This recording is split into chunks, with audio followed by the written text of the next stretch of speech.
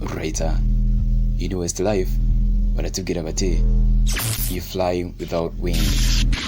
Everybody's looking for that something. Buri wese arashaka icyo kintu. One thing that makes it all complete. Ikintu kimwe cyuzuza ibindi byose. You find it in the strangest places. Icyo kintu wagisanga ahantu hatazwi. Places you never knew it could be. Ahantu nawe utigeze umenya neza ko ushaka kugihasanga. Some find it in the face of their children.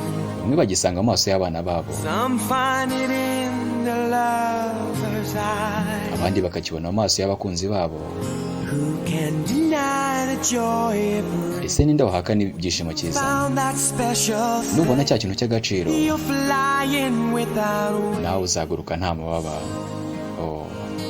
Some find it sharing every morning. Bamwe bisanga bagisangira buri gitondo.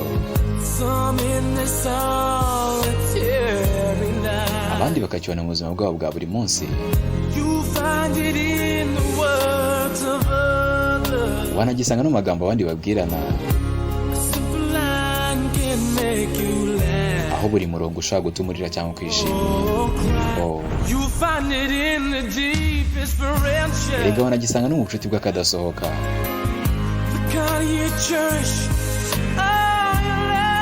Ikintu cyashimisha ubuzima bwawe bwose. Nuko n'umuntu icyo byose bisobanuye. Maze ukabana cya kintu cy'agaciro.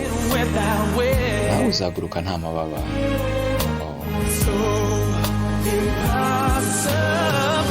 Bigaragara nk'ibidashoboka rero. Nkuko bigaragara. Ukwiye guhangana.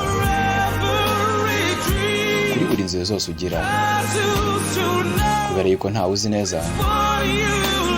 Icyo ushobora kureka kikagenda. Maze ugasigara wuzuye. Rero kuri njyewe kubyuka ndi iruhande rwawe,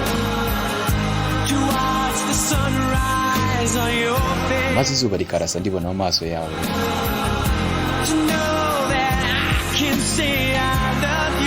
nzi neza ko nshobora kubwira ko nkukunda ahantu aho ariho hose ndetse n'igihe icyo ari cyo cyose. Nibwo kantu gatoya nzi neza rwose. Ndetse ibyo bintu byose bikugira uwanjye.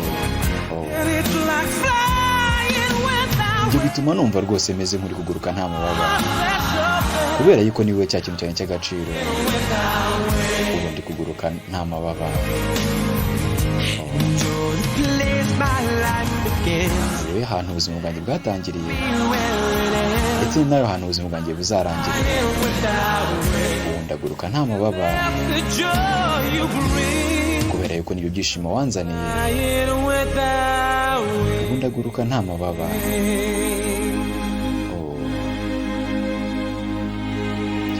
Bruce in Ampasan TV. Stay blessed.